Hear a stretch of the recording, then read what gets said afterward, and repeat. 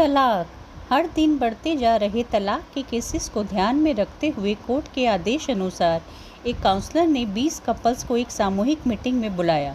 यह काउंसलर कुछ उन चंद समझदार और सक्सेसफुल काउंसलर्स में एक थी जिन्होंने कई जोड़ों को यह समझने में मदद की थी कि वह कितनी बड़ी गलती करने जा रहे हैं और कई शादियों को टूटने से रोक लिया था। इस मीटिंग में आने वाले सभी कपल्स के दिमाग में यही चल रहा था कि उनके घर के बड़े बुजुर्ग जिस बात को नहीं रोक पा रहे थे उसे रोकने के लिए ये काउंसलर क्या ही कर लेंगी। मीटिंग की शुरुआत होते ही काउंसलर ने कहा, मैं आपको वह सारी बातें रिपीट नहीं करूँगी जो आपने अपने दोस्तों, रिश्तेदारों या अपने शुभचिंतकों से सुन रखी होंगी। मैं आपको एक गेम खिलाऊंगी। उसने सभी जोड़ों को ध्यान से देखा और बाद में एक महिला को अपने पास आने के लिए कहा। जब वो महिला उसके पास आई तो उसे एक चौक देकर पास वाले ब्लैक बोर्ड पर अपने सबसे करीब 25 लोगों के नाम लिखने के लिए कहा।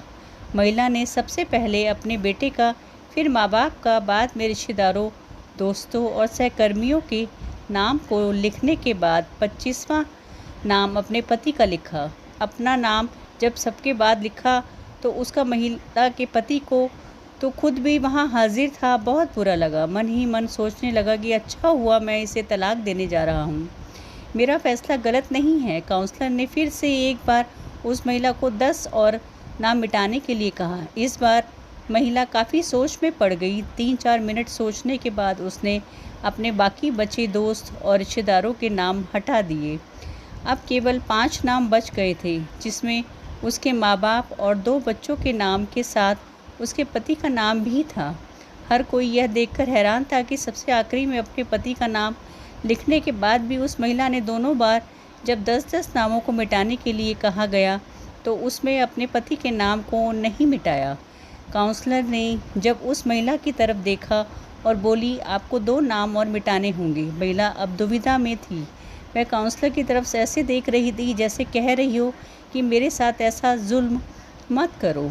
काफ़ी समय लेने के बाद जब महिला ने 2 नाम मिटाए तो उसकी आंखों में आंसू थे, क्योंकि वो नाम उसके माता पिता के थे। मीटिंग में आए सभी लोग इस घटना को बड़े ध्यान से देख रहे थे। उन्हें हर बार आश्चर्य हो रहा था, लेकिन इस बार कुछ ज़्यादा ही हुआ, क्योंकि सब मान रहे थे कि जब साथ देने की बात हो तो कोई भी व्यक्ति अपने माँ बाप का नाम नहीं मिटा सकता। क्योंकि काउंसलर यहीं पर नहीं रुकी। उसने अब महिला से कहा कि एक आखिरी बार 2 और नाम मिटा दीजिए। महिला की हालत ऐसे हो गई जैसे कोई उसे सज़ा दे रहा हो। अब की बार उसने काउंसलर से मना कर दिया कि वह अब इस गेम को और ज़्यादा नहीं खेल सकती। काउंसलर ने उसे समझाया कि आपको सिर्फ नाम मिटाने हैं और यह एक गेम है, इससे ज़्यादा और कुछ नहीं। जैसे तैसे काउंसलर ने उस महिला को 2 और नाम मिटाने के लिए मना ही लिया। कांपते हुए हाथों से महिला ने जब अपने दोनों बच्चों का नाम मिटाया तो वह फूट फूट कर रोने लगी। उस महिला के पति के साथ साथ वहां आए सभी लोग दंग रह गए। वहां आए सभी लोगों का यही सोचना था कि चाहे कुछ भी हो जाए तो महिला अपने बच्चों का नाम नहीं मिटा सकती।